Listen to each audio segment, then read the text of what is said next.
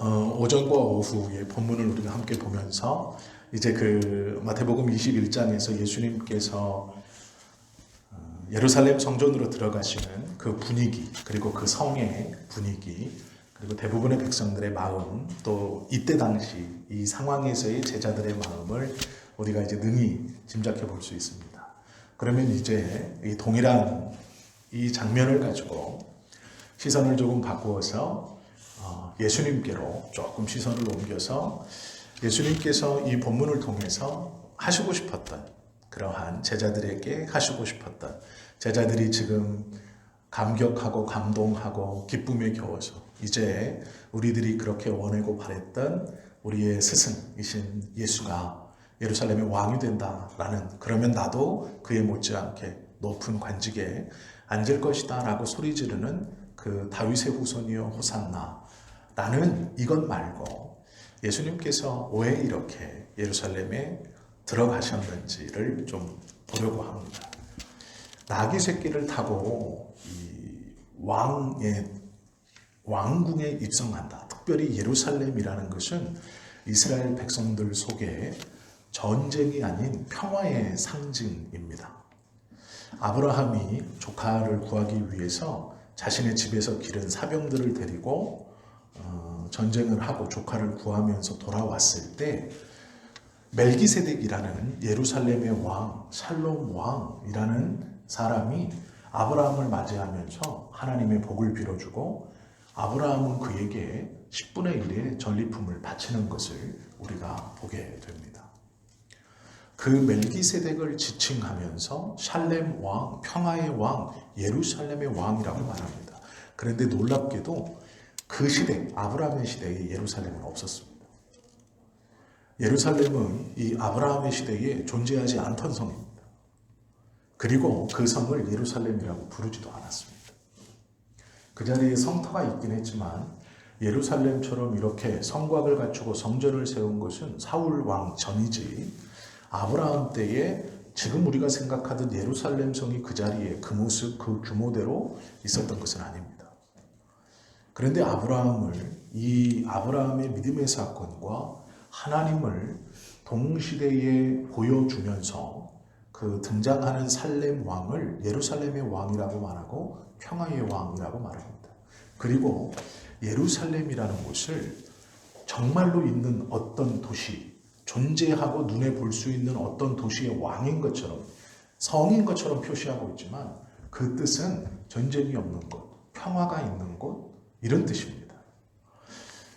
예루살렘이라는 말은 유대인들의 머릿속에서 전쟁이 없는 곳, 평화가 없는 곳, 즉 이게 무엇이냐면 강력한 무력으로 상대방의 땅을 쳐들어가지 않지만 어떤 적이 쳐들어와도 절대로 함락되지 않는 곳, 이곳에서는 평화, 전쟁이 일어나지 않는 땅이라는 의미입니다. 평화, 전쟁이 일어나지 않는 땅의 조건이 뭐냐? 강력한 통치자. 마음만 먹으면 모든 이들을 다 정복할 수 있지만 그 자신의 도시 예루살렘 성 안에만 그 강력한 통치력을 미치는 이런 존재가 있기 때문에 지켜지는 평화라는 의미였습니다. 이스라엘 백성들 가운데 고대에서부터 이 예루살렘이라는 성은 다윗 시대 이후로 하나님의 법궤가 성전에 안착되면서부터 이스라엘 백성들에게 머릿속에 각인된 하나가 있습니다. 그게 뭐냐면 절대로 함락되지 않는 성. 그 이유는 하나님의 법궤가 다시 돌아왔기 때문입니다. 이스라엘은 그전에도 하나님이 함께 하시면 전쟁에서 절대 패하지 않는다라고 생각했습니다. 그래서 블레셋과의 전쟁에서 계속 지자 결국 마지막 방법으로 이 법궤를 전쟁터에 앞세웁니다. 그런데 그 예상과 달리 법궤도 뺏기고 전쟁에서도 집니다. 그리고 나서 오랜 시간이 흐른 후 다윗이 왕이 되어서 이제 그 법궤를 다시 성전으로 모셔드렸고 그때부터 이스라엘 백성들에게 머릿속에는 다시 한번 자리 잡게 되는 생각이 있습니다. 함락되지 않는 예루살렘, 평화의 성이라는 생각입니다.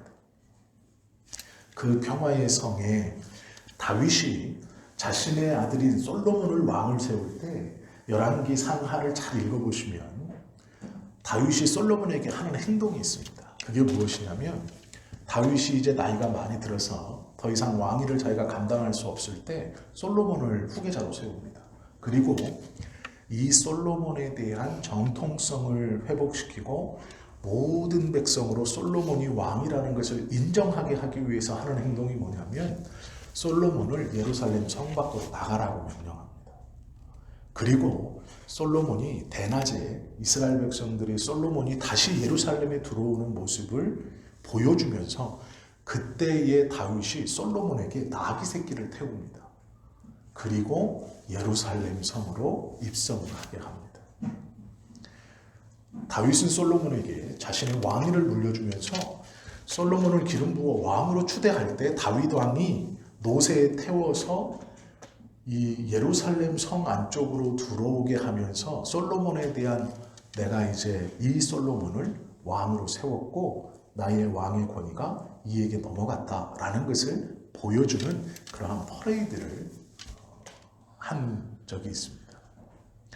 나귀 새끼를 탄다는 것은 이스라엘 백성들에게 왕으로서 예루살렘에 입성하는 것입니다. 특별히 평화의 왕으로 들어오는 것이죠. 강력한 권력을 앞세워서 그 예루살렘 성 안에서는 절대로 전쟁이나 싸움이 없는 그런 평화의 왕으로 나귀 새끼를 타고 오시는 그분이 왕입니다.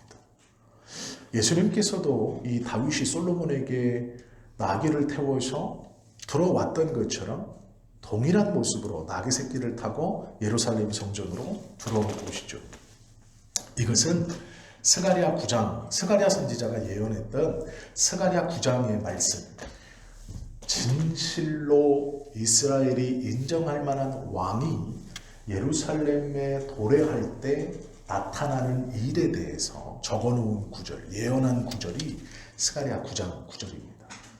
그 선지자가 이렇게 예언했습니다. 시온에 따라 크게 기뻐할지어다. 예루살렘에 따라 즐거이 부를지어다. 보라, 내 왕이 내게 임하리니 그는 공의로우며 구원을 베풀며 겸손하여서 나귀를 타나니 나귀의 작은 것 곧 나귀 새끼니라. 이렇게 예언을 했어요. 예수님께서 나귀 새끼를 타고 예루살렘에 입성하신다는 이야기는 왕으로 오시는데 공의와 겸손 그리고 구원을 베푸는 왕이다. 이렇게 선언하시는 거예요. 이런 왕이 올 것이다 라고 스가랴가 예언했고 예수님은 이 스가랴 9장 9절의 예언대로 나귀 새끼를 타시고 예루살렘에 들어오시는 거예요. 그러면 예수님께서 마음에 품으신 건 공의와 구원, 겸손이라는 거죠. 제자들은 예수님이 나귀 새끼를 타고 들어오시는 것을 보면서 예수님이 스가랴 선지자의 예언대로 공의, 구원, 겸손 이것이 아니고 자신들의 마음속에 있는 어떠한 것을 이루는 왕으로서 그분을 맞이하고 환호하고 있다라는 것이죠. 이것이 나귀 새끼를 타고 들어가시는 예수님과 그것을 보면서 소리 지르고 환호하는 제자들과 일반 예루살렘 백성들의 차이점입니다. 공의롭다라는 것은 치우침 없이 심판하시겠다라는 것이고요. 이때 당시에 보면 이런 것입니다. 이 당시에 만연했던 일이 뭐냐면 지금도 물론 마찬가지이지만 재판을 하는 관원들이 판관이라고 불렀던 이 판관들이 돈을 받고 재판을 굳게 했습니다. 부자들에게 유리하게 하고 높은 사람에게 유리하게 했어요. 정치 얘기는 하지 않겠습니다. 그 당시에도 그런 일이 많았습니다. 그래서 히스기야도 자신들이 왕궁에서 이스라엘 전역으로 판관들, 재판관들을 파송할 때에 약속하게, 선서하게 하는 것 중에 과부와 가난한 자와 고아들에게 판결을 굳게 하지 않겠다. 나는 공의를 지키겠다. 정의를 수호하겠다라는 언약을 하게 합니다. 선서를 하게 하고 재판관들을 파송시켰어요. 그 시대에도 재판관을 임명하고 파송할 때 공정하게 재판하겠다라고 선서하게 했습니다. 그럼 이 선서를 왜 하게 했을까요? 공정하지 못했기 때문입니다. 예수님 때에도 예수님이 비유로 들으시는데 불의한 재판관이라는 이야기를 하세요. 한 여인의 송사를 들어주지 않는 불의한 재판관. 하나님도 두려워하지 않고 사람도 무서워하지 않는 재판관에 대해서 이야기하시죠. 예수님께서 하나님의 나라를 비유로 설명하시면서 여러 가지 이야기들을 해주실 때 그 이야기들은 그 이야기를 듣는 사람들에게 가장 잘 접목되고 가장 잘 이해되고 주변에서 잘 경험하고 볼 수 있는 예화를 가지고 설명해 주십니다. 이것이 예수님의 설명의 특징이에요. 그러면 예수님이 불의한 재판관에 대해서 이야기하신다는 것은 예루살렘의 백성들, 이 말을 듣고 있는 가난한 사람들에게 재판관은 불의한 사람이라는 거예요. 그 시대에 그런 재판관이 많았다라는 것이죠. 그게 일상이었어요. 그 예화가 백성들로 하여금 잘 이해됐다는 것이죠. 가만히 보십시오. 평화의 터전이라는 뜻으로 불리는 예루살렘이 예수님께서 입성하시면서 그분의 마음속에 스가랴 선지자의 말씀처럼 가졌던 공의, 구원, 그리고 겸손, 이것은 없었습니다.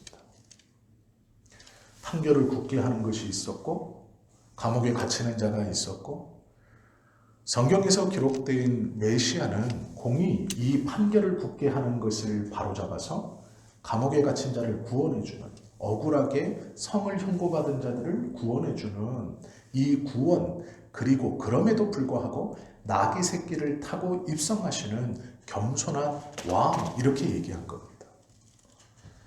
놀랍게도 이 말이 예수님께서 나귀 새끼를 타시고 예루살렘에 입성하시면서 스가랴 선지자가 예수님의 마음이 이렇다, 그분이 이런 왕이다라고 예언한 겁니다.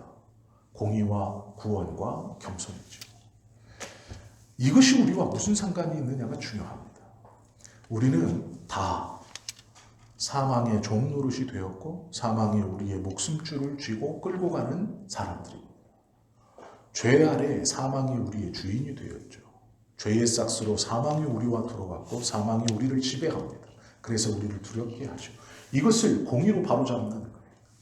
우리가 사망 아래에 들어간 것은 불합리한 것이라고 보신 것이죠. 내가 공의로 이 판결을 바로잡겠다.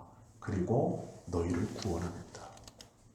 그러나 나는 화려한 세상의 왕이 아니라 십자가를 짐으로 그것을 감당하겠다 말씀하시는 거예요. 스가랴 선지자가 스가랴 9장에서 나귀 새끼를 타고 예루살렘에 들어가시는 진정한 구원자 예수 그리스도가 어떠한 마음을 품고 계시냐? 공의.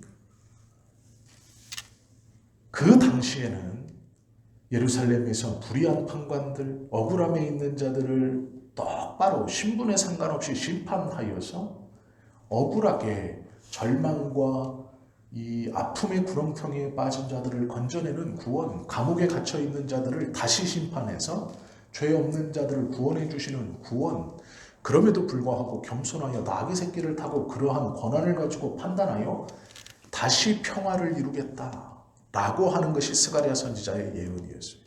예수님이 그 마음으로 예루살렘에 들어갑니다. 그러면 우리의 잘못된 죄로 인해서 사망 아래 들어가 있는 우리를 공의로 다시 심판하시겠다는 거예요. 내가 다시 보겠다. 누구 책임인지. 그러나 판결이 굳게 하지 않겠다. 공의로 하겠다. 그리고 구원을 하겠다. 그러나 그 방법은 세상의 권력이나 화려함이 아니라 십자가를 지시는 희생으로 하겠다라는 말씀입니다. 예수님께서 예루살렘에 나귀 새끼를 타고 입성하신다는 것은 그 시대의 사람들에게도 공의와 구원과 겸손을 보여주시는 것이고 우리에게도 동일하게 예수님은 같은 마음이신 거예요. 자신의 십자가로 인하여 그 겸손하신 희생으로 인해서 우리에게 공의 그리고 구원을 베풀겠다. 이것을 회복하겠다. 이것이 예루살렘이 되겠다라고 말씀하신 것이죠. 예수님께서 들어가셨을 때 그 예루살렘은 그러나 공의와 구원이 베풀어지는 땅이 아니었습니다. 성전은 어그러져 있었고 세상의 경제인 돈의 성전은 변화되어 있었고 만민이 기도하는 집이었던 성전이 강도의 구렬로 바뀌어 있었던 때입니다. 그 중심에 제사장들이 있었습니다. 그 중심에 성전을 그렇게 만들어 놓은 곳에 제사장들이 돈의 눈이 멀어 하나님의 성전을 그렇게 바꾸어 놓은 것이죠. 예수께서 성전에 들어가기 전에 예루살렘 성을 바라보시면서 하신 말씀이 있습니다. 누가복음 19장에 기록되어 있는데요. 이르시되 너도 오늘 평화에 관한 일을 알았더라면 좋을 뻔하였거니와. 예루살렘을 보시면서 하신 말씀입니다. 지금 내 눈에 숨겨졌도다. 날이 이를지라 내 원수들이 토둔을 쌓고 너를 둘러 사면으로 가두고 또 너와 및 그 가운데 있는 내 자식들을 땅에 메어치며 돌 하나도 돌 위에 남기지 아니하리니 이는 내가 보살핌 받는 날을 알지 못함을 인함이니라 하시니라 라고 말씀하세요. 예수님께서 예루살렘에 입성하시기 전에 평화의 땅, 평화의 성, 다툼이 없는 곳이라는 예루살렘의 이름을 가진 곳을 보시고 하신 말씀이에요. 슬프다. 봐라. 이제 때가 이를 것이다. 네 성 안에 있는 너희의 자녀들은 원수들이 돌에 매어쳐 죽일 것이다. 너를 가두어 토성을 쌓고 너를 무너뜨릴 것이다. 그날에 돌 위에 돌 하나도 남지 않을 것이다. 성의 모습이 없어진다는 거예요. 이것이 예수님께서 입성하시기 전 예루살렘을 바라보시면서 하신 한탄입니다. 왜요? 평화의 성에 더 이상 평화가 없죠. 그렇게 되는 중요한 이유는 돌보심이 얼마나 중요하고 돌보시는 분이 누구인가를 잊었을 때 그렇게 된다. 이렇게 말씀하세요. 우리가 예수 그리스도를 믿으면서 예수님께서 우리에게 베풀어 주신 공의, 다시 심판하시고 억눌림 없이 판결해 주신, 그리고 나서 그 책임을 죄의 책과 죄에 대한 값을 예수 그리스도가 대신 지심으로 우리에게 베풀어 주신 구원, 이 공의와 구원을 잃어버리고 전혀 다른 예수님, 입성하시는 것에 환영하고 내 세상의 만족을 이루어줄 그리스도에 대한 환상을 가지고 그분을 호산나라고 찬양하고 다윗의 자손이라고 찬양하는 입술만 가지고 있다면 그것은 잘못된 것이라는 것이죠. 그것은 어느샌가 돌 위에 돌 하나도 남지 않는 멸망을 향해 가는 예루살렘 성과 같은 것입니다. 그 안에는 하나님을 믿는다 고백하는 백성이 있고 그 안에는 하나님께 예배하는 성전이 있고 그 안에는 하나님의 임재의 상징인 성막이 법궤가 여전히 있지만 그 곳에 있는 모든 것은 예수님과는 상관없는, 하나님과는 상관없는 황폐한 땅이 될 것이다 말씀하시는 것이죠. 그 땅을 보시며 예수님께서 들어갑니다. 들어가시고 하신 첫 번째 말씀이 제사장들을 향해 하신 화 있을진저 외식하는 자들이라는 말씀이죠. 예수님께서 예루살렘에 들어가셔서 악과 증오에 대해 첫 번째로 공의를 일으키려고 하십니다. 강도의 구례를 만들어 놓은 그들에게 화가 있을 것이다. 외식하는 자들아. 너희가 종교 지도자로 성전을 이용해서 돈을 버는 일에 혈안이 돼요. 우리말로 하면 예수 그리스도와 하나님의 이름으로 돈을 버는 일에 혈안이 돼요. 화 있을진저 라고 말씀하시는 겁니다. 하나님께서 분복으로 주시는 그것이 아니고 그 이름을 이용하여 돈을 버는, 하나님의 이름으로 사람들을 올가매고 사람들을 어리석게 하여서 돈에 치중하고 있는 목적이 돈인, 종교를 내세우고 하나님을 내세우지만 그 내세움의 마지막은 돈. 좋은 교회와 좋은 목회자와 좋은 성도의 판단 기준이 무엇인가?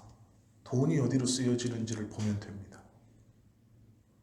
좋은 지도자는 돈을 백성들을 향해 씁니다.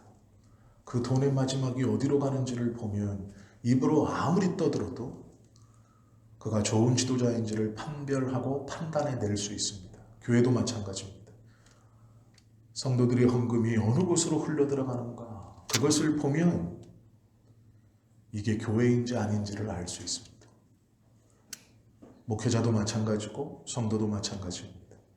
그의 호주머니가 어느 곳에서 열리는가를 보면 그가 어떠한 사람인가를 능히 판단할 수 있습니다. 두렵고 떨리는 고백이고 말리지만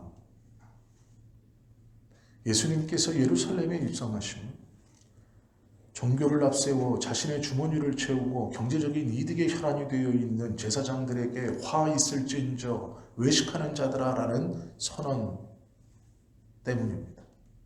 그 선언으로 공의를 세우고 어그러짐을 바로잡기 위해서 하시죠. 그러나 그것은 그들을 미워하여 하신 얘기가 아니라 그들을 끝까지 사랑하셨고 그들을 염려하셨기 때문에 하시는 말씀이죠. 진정한 친구는 아첨하는 말보다 과오를 지적해주는 그 친구가 진정한 친구라는 말이 있습니다. 예수님께서는 이렇게 기도하시죠. 십자가 위에서 저희의 죄를 사하여 주옵소서. 자기의 하는 것을 알지 못합니다. 예수님은 공의를 실현하기 위해서 오셨습니다. 예루살렘은 공의와는 거리가 멀었습니다. 오히려 성전을 앞세워 하나님을 앞세워 돈을 버는 일에 혈안이 되어 있었습니다. 예수님이 지금 이 땅에 오시면 과연 얼마나 많은 목회자가, 얼마나 많은 교회가, 얼마나 많은 성도가 회계장부를 하나님 앞에 까고 주님, 우리의 돈이 주님을 위해서 사용되었습니다 라고 말할 수 있는 교회가 몇이나 되겠습니까? 목회자와 성도들 가운데 하나님 앞에 지갑을 열고 주님 앞에 사용되어지었습니다 라고 고백할 수 있는 그러한 성도와 목회자가 몇이나 되겠습니까? 두려워하지 못한다면 어느 순간 우리의 삶이 돌 위에 돌 하나도 남지 않는 삶이 될지 모릅니다. 고난주간을 준비하면서 밥을 굶는 것, 좋은 것을 조금 끊는 것, 그게 문제가 아닙니다. 부활주일이 다가온다고 고난주간만 잘 버티면 기쁨의 날이 온다고? 아니요. 이 절기가 중요한 것이 아닙니다. 종료주일을 맞이해서 성경에서 제자들이 행했던 일, 이스라엘 백성들이 예수 그리스도를 맞이하며 했던 그 소리지르, 그것이 중요한 것이 아니죠. 예수님께서 성전 안에 들어가 첫 번째 하셨던 말씀이 화 있을진저입니다. 우리에게도 그 말이 들려야 됩니다. 우리 교회의 재정이 어느 곳으로 흘러가는가? 목회자가 무엇을 보고 살아가는가? 우리 성도님들은 무엇에 지갑을 열고 있는가? 그것을 가만히 보시고 이 예수님의 말씀을 두렵게 들어야 합니다. 두 번째는 주님의 입성은 고난을 향한 도전입니다. 종료주일이라고 말하니까 듣기에 나쁘지 않습니다. 고난주간이라고 하면 어렵죠. 10년, 15년 전만 해도 고난주간이면 특세를 했고 금식하는 분이 많았습니다. 고난을 받아야 한다라는 것이죠. 고난을 그걸로 생각했어요. 요즘 10대 애들은 교회에서 고난주간 동안 핸드폰 사용 안 하기, 이런 운동을 해요. 몸부림치는 것은 알겠지만 예수님의 고난과 핸드폰 일주일간 보지 않는 것과 비교하면 안 되는 겁니다. 차라리 핸드폰 마음대로 하고 예수님의 고난이 무엇인지를 더 깊이 묵상하면 되는 겁니다. 한 끼 굶는 게 중요한 게 아닙니다. 고난주간에 금식하시는 것도 좋고 기도의 시간을 늘리시는 것도 좋지만 그것보다 더 중요한 것은 고난이 무엇인가, 이 고난에 왜 들어가는가라는 것이죠.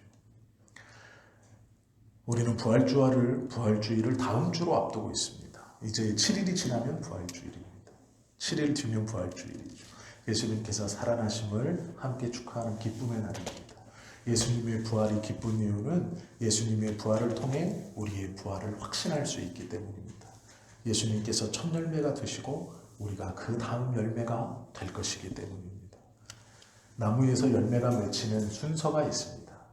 꽃이 피고 그 끝이 진 후에 그곳에 봉오리가 맺히고 그 나무에 첫 번째 열매가 맺기 시작하면 우리는 아직 봉오리가 피지 않은, 꽃이 아직 지지 않은, 꽃이 아직 피지 않은 그곳에 무엇이 맺히고 무엇이 열릴까를 다 알 수 있습니다. 예수님은 그것과 같다고 성경은 말씀합니다. 예수님의 부활은 우리의 첫 열매다. 우리 모두가 그 부활을 경험하고 그 부활이 우리의 부활이다라고 말씀하십니다. 그러기에 예수님의 부활은 소중하죠. 그런데 놀라운 것이 있습니다. 이 부활 전에 예수님은 고난을 통과하셨다. 우리가 지금 통과하는 이 고난은 부활을 앞두고 통과하는 것이죠. 삶이 힘들고 어려우십니다. 넉넉한 삶은 없습니다. 돈이 많으면 넉넉할 것 같지만 그렇지 않아요. 돈이 많은 사람도 자살합니다. 세상적 지위가 높으면 행복할 것 같지만 그렇지 않습니다. 세상적 지위가 높은 사람도 방황하고 고통스러워하고 힘들어하고 술로 시간을 낭비하고 합니다. 내가 지금의 상황보다 상황과 형편이 조금 좋아지면 뭔가 달라질 것 같지만 그렇지 않습니다. 그렇게 말씀하실 수 있어요. 목사님, 비교 자체가 다릅니다. 그 사람들과 나는 사는 삶이 달라요. 저는 하루하루가 몸부림이고 하루하루가 죽지 못해 사는 삶이고 너무나 고통스럽고 너무나 힘이 듭니다. 조금만 좋아지면, 조금만 숨 쉴 수 있으면 더 좋은 삶을 살 수 있을 것 같습니다. 욕심도 없습니다. 조금만 좋아지면 될 것 같습니다. 라고 우리는 소원하고 바랍니다. 그러나 그 나름대로의 삶에 그것이 채워진다 하여도 또 다른 걱정과 더 큰 염려가 우리를 맞이합니다. 왜 그렇게 계속해서 채워지지 않는 고통과 고난 가운데 살아가시는지 아시죠? 부활을 목적으로 사는 게 아니라 고난을 목적으로 살기 때문입니다. 예수님께서 고난에 들어가심은 부활 때문입니다. 그러기에 이 고난이 가야 하는 고난입니다. 기도하시면서 준비하시고 가시는 고난입니다. 그리고 이 고난의 끝에서 용서하는 기도를 드릴 수 있는 겁니다. 왜요? 부활이 있기 때문에. 우리가 이 고난의 길에서 저 사람과 나는 사는 틀이 다릅니다. 조금만 좋아지면 숨 쉴 수 있을 것 같습니다. 내게 있는 이 상황이 조금만 달라지면 뭔가 좀 다를 것 같습니다. 우리 부모가 젊은 날 정신을 차려서 나를 조금 더 가르쳤더라면 내 삶이 바뀌었을 겁니다. 우리 부모가 누구처럼 조금만 비빌 언덕이 되었다면 내 삶이 바뀌어졌을 것입니다. 내 무엇이 조금만 달라졌다면 저는 이렇게 안 살 것 같습니다. 라고 생각하시죠? 아니요. 똑같을 겁니다. 상황은 다르고 형편은 다르지만 지금과 같은 목마름과 지금과 같은 어려움과 지금과 같은 그 고백은 삶에서 똑같이 나올 겁니다. 왜요? 고난을 고난으로만 살아가기 때문이죠. 부활을 기대함 없이, 부활을 목적함 없이 고난을 고난으로만 살기에 이 고난은 모양과 형편과 상황만 다를 뿐이지 우리에게 견딜 수 없고 삶을 살아가는 일에 힘들고 어렵기만 하는 고난으로 다가오는 겁니다. 부활이 없으면 그렇습니다. 예수님께서 예루살렘 성에 입성하시는 그 날부터 시작된 이 고난은 부활로 끝이 나는 겁니다. 이 고난의 여정은 부활 때문입니다. 우리가 당하는 고난을, 우리의 삶의 목적을, 우리의 삶의 마지막을 하나님께서 우리에게 주신 놀라운 삶의 부활, 회복이 있다는 것을 붙들고 고난을 통과하는 것이 옳은 것이죠. 고난을 거치지 않고는 부활이 없습니다. 죽음을 거치지 않고는 부활이 없습니다. 새롭게 태어나고 새로운 생명을 원한다면 죽음과 고난을 걸어가야, 견뎌내야, 그것을 붙들고 나아가야 한다라는 것이죠. 성도들은 고난을 좋아하지 않죠. 신앙을 통해 환난과 고통으로부터 구원을 얻으려고 합니다. 그래서 우리도 예수님처럼 고민하지요. 그리고 기도합니다. 아버지여, 할 수만 있거든 이 잔을 내게서 옮겨 주십시오. 그러나 고난의 쓴 잔이 하나님의 뜻이라면 예수님처럼 그 뒤에 그러나 나의 뜻대로 마옵시고 아버지의 뜻대로 하옵소서 라고 해야 되는데 그렇게 기도하진 않고 체념한다라는 것이죠. 히브리서 11장 38절에 보면 많은 사람들이 순교하는 이야기가 써 있습니다. 믿음으로 죽었다. 믿음으로 패배했다. 믿음으로 순교했다. 세상은 그것을 패배로 봅니다. 그러나 히브리서 11장은 그 사람들을 승리자로 표현하고 있습니다. 이런 사람을 세상이 감당하지 못하는 분들로 믿음의 사람으로 증거하고 있습니다.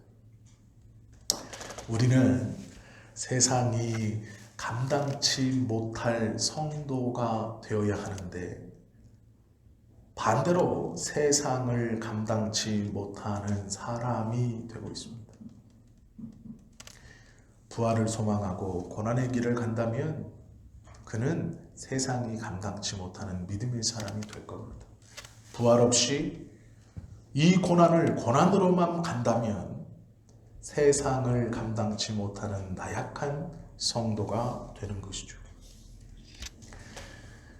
사도 베드로는 이렇게 말합니다. 그리스도께서 이미 고난을 받으셨으니 너희도 같은 마음으로 갑옷을 입어 이는 육체의 고난을 받는 자가 죄를 그치고 하나님의 뜻을 쫓아 육체의 남은 때를 살게 하려 함이라라고 베드로전서 4장 1절 2절은 증언하고 있습니다. 예수님께서 받은 고난을 기억하여 그것으로 너희의 갑옷을 입어라. 예수님의 고난을 기억해서 그것으로 갑옷으로 삼고 세상에서 너희가 당하는 고난을 그 갑옷으로 견뎌내어 살아라 라고 권면하고 있다라는 것이죠. 바울은 그러면서 또 고백합니다. 그리스도의 남은 고난을 그의 몸된 교회를 위하여 내 육체에 채우노라. 왜요? 부활을 믿고 있기 때문입니다. 놀라운 승리, 다시 일어섬을 믿고 있기 때문이다라는 것이죠. 예수님께서 예루살렘에 입성은 그 부활을 위해 고난당하시는 길이었습니다. 우리의 삶의 고난도 마찬가지입니다. 부활을 위해 걸어가는 길입니다. 고난은 고난으로만 끝나는 것이 아닙니다. 그것이 우리의 삶의 목적이나 끝이 아니다라는 것이죠. 사람이 죽음을 맞이했을 때 5단계로 그것을 인정한다고 합니다. 이것은 퀴블롤러스라는 사람이 쓴 책에 인간의 죽음이라는 글에 이런 5가지 단계가 있습니다. 첫 번째는 죽음에 임하는 5단계인데 부정과 고립의 단계. 나는 죽지 않을 거야. 암에 걸리면 나는 죽지 않을 거야. 먼저 부정하고 그리고 혼자 선택합니다. 주변을 다 정리하고 혼자서 고립되어지기 시작합니다. 두 번째는 분노의 단계입니다. 왜 나에게? 왜 나만? 이라고 말하죠. 세 번째는 타협입니다. 어쩔 수 없다 라는 것입니다. 네 번째는 우울의 단계입니다. 그리고 마지막에 죽음에 순응하는 5번째 단계에 이른다. 이것이 죽음을 인정하는 사람의 5가지의 단계라고 합니다. 부정과 고립, 분노, 타협, 우울, 죽음의 순응입니다. 이것이 세상이죠. 모든 사람은 이 5가지를 거쳐서 죽음과 받아들이고 순응한다고 합니다. 그런데 이 5가지를 무시하고 죽음의 정면으로 맞선다는 것은 놀라운 용기이고 대단한 용기입니다. 부정하지도 않고 고립되지도 않고 분노하지도 않고 타협하지도 않고 우울하지도 않고 죽음에 순응하지도 않고 그 죽음과 맞서 당당히 부딪힌다는 것. 이것은 대단한 용기이죠. 우리 주님이 그러셨습니다. 우리 주님이 죽음과 부딪혀 그 죽음을 당당히 맞선 것이죠. 성경을 가만히 읽어보시면요, 참 재밌는 게 있어요. 예루살렘에 6월절에 예루살렘에 온 헬라인이 예수님을 아꼈습니다. 예수님에 대한 소문을 들은 것 같아요. 그래서 빌립을 통해 예수님에게 하나의 이 팁을 줍니다. 그게 뭐냐면 요렇게 하면 도망갈 수 있습니다. 성경을 잘 읽어보십시오.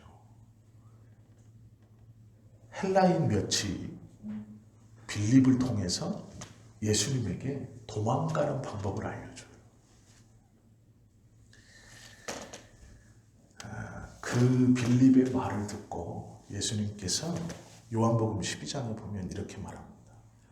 진실로 진실로 너희에게 이르노니 한 아래빌이 땅에 떨어져 죽지 아니하면 한 알 그대로 있고 죽으면 많은 열매를 맺느니라 말씀하세요. 빌립을 통해서 헬라인들이 예수님을 피신시키려고 했어요. 죽지 마십시오. 안 죽을 수 있는 방법이 있어요. 그게 요한복음 12장의 내용입니다. 예수님께서 그 빌립에게서 그 이야기를 듣고 말씀하신 거예요. 죽는 것이 낫다. 죽으면 많은 열매를 맺는다. 죽지 아니하면 하나님 그대로 있다. 이것이 그 말이에요. 도망가십시오, 예수님. 살 수 있습니다. 죽음을 비껴갈 수 있습니다. 왜 죽으려고 하십니까? 부정하고 고립되고 분노하고 타협하고 우울하고 순응하는 이 단계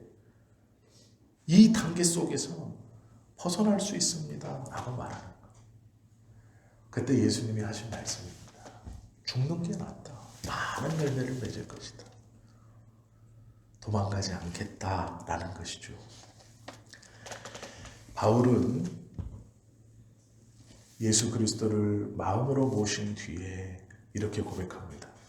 나의 달려갈 길과 주께 받은 사명 곧 하나님의 은혜의 복음을 전하는 일에는 나의 생명을 조금 더 귀한 것으로 여기지 않겠습니다 라고 고백합니다. 우리 모두 다 알고 있는 말씀이죠. 종려주일입니다. 예수님께서 호산나 큰 환호를 받으며 예루살렘 성전에 들어가신 그러한 것을 기념하는 주일입니다. 사람들은 예수님을 왕으로 불렀습니다. 우리를 구원하소서. 그리고 그들은 로마의 압제에서 구원되어질 자신들을 생각했을 겁니다. 먹고 사는 문제를 해결시켜 주시는 주님, 병자를 고치시는 주님, 귀신 들린 자를 고치시는 주님, 모든 것을 가능하게 해주시는 주님. 제자들 또한 마찬가지였습니다. 이제 곧 예수님이 왕이 되면 내가 그 예수님을 따라 높은 자리에 있겠지. 그러나 예수님이 예루살렘 성에 들어가시는 목적은 그것이 아니죠. 공의와 구원과 겸손 때문입니다. 그리고 우리에게 동일하게 그 뜻, 우리는 호산나 외치는 이스라엘 백성들처럼 주님을 바라보고 환호하고 있는가? 아니면 조금 가깝지만 제자들처럼 세상적 성공을 위해서 이 믿음을 붙들고 주님을 환호하며 따라가고 있는가? 아니면 예수님께서 말씀하신 그대로 부활을 위하여 고난의 길을 가는 것인지, 부활을 분명히 믿으며 지금 우리의 삶을 걸어가고 있는 것인지, 죽음에 대한 도전, 사람을 가장 두렵게 한다는 이것에 믿음으로 맞서 예수님처럼 하나님의 뜻, 그것이 무엇인가를 분명히 알고 믿음으로 우리의 삶을 살아가고 있는 것인지. 놀랍게도 예수 그리스도와 정면으로 부딪힌 자들은 하나같이 죽음을 두려워하지 않습니다. 베드로는 예수님께서 잡히셨을 때 계집종의 한마디에 예수 그리스도를 저주하고 그의 이름을 모욕하고 나는 도무지 알지 못한다라고 도망쳤던 제자입니다. 그가 예수 그리스도와 진짜로 부딪혔을 때 매를 맞으며 재판정 앞에서 하늘을 우러러 내가 하나님 앞에서 너희의 말을 듣는 것이 옳으냐? 하나님의 말씀을 듣는 것이 옳으냐? 라고 묻습니다. 재판장들이 매를 때리고 이제는 도무지 예수의 말로 아무것도 전하지 말라 했지만 그 자리를 나와서 바로 예수 그리스도가 구세주임을 증거합니다. 바울은 고백하죠. 그리스도를 다메섹에서 부딪힌 후에 나의 생명을 조금도 귀한 것으로 여기지 않고 나는 내가 가지고 있는 모든 것들을 배설물로 여깁니다. 오직 나는 예수 그리스도를 전하겠습니다 라고 말합니다. 그리고 그들이 당했던 모든 고난의 삶의 순간을 예수 그리스도의 부활을 바라보고 기쁨으로 견딜 수 있는 것이죠. 우리에게 원하시는 것도 그것입니다. 내일부터 아마 문자가 갈 겁니다. 제가 고난주간의 말씀을 문자로 해서 이렇게 기도 제목하고 보내드릴 겁니다. 그걸 받으실 텐데요. 받으시면서 읽으시고 또 기도하시고 또 예수님의 고난을 묵상하시는데 꼭 잊어버리지 마셔야 할 것이 있습니다. 그것은 예수님의 고난만을 묵상하는 게 아니라 이 예수님의 고난은 부활을 위해서입니다. 그래서 우리의 삶에 예수님의 고난을 접목시켜 그래 내 삶이 이렇게 힘들지 예수님도 고난받았으니 나도 고난받는 거 잘 이겨내야지 그렇게 하면 50점 그래 예수님이 부활을 위해서 이렇게 하셨듯 나도 하나님이 주시는 마지막의 승리를 위해서 하나님의 나라를 위해서 이 어려움을 잘 이겨가야지 예수님처럼 100점 내일부터 받으시는 그 문자에 그러한 마음으로 기도하십시오. 그러한 마음으로 바라보십시오. 그러한 마음으로 살아가십시오. 이것이 고난주간을 제대로 보내는 믿음의 사람들의 모습입니다. 굶지 않으셔도 돼요. 고난주간인데 외식도 하면 안 되고 고난주간인데 옷도 사면 안 되고 고난주간인데 웃고 떠들면 안 되고 아니요. 그렇지 않아요. 아유 가십시오. 가십시오. 아무 상관없습니다. 벚꽃 구경도 가십시오. 예. 고난주간이라고 어떠한 것을 제한하시는 게 아니에요. 그리스도는 부활을 위해 고난을 당하셨어요. 예수님에게 이 고난은 물론 아픔이셨지만 기쁨이셨을 거예요. 하루하루는 물론 억울함이고 속상하심이었겠지만 부활의 날이 다가오므로 당신을 사랑하는 구원의 날이 다가오므로 하나님의 백성이 다시 살아나는 그날이 다가오므로 이 고난은 힘들고 어려움이었지만 기쁨이 배가 되는 날이었을 거예요. 아마 예수님의 기쁨은 십자가상에서 가장 컸을지도 모릅니다.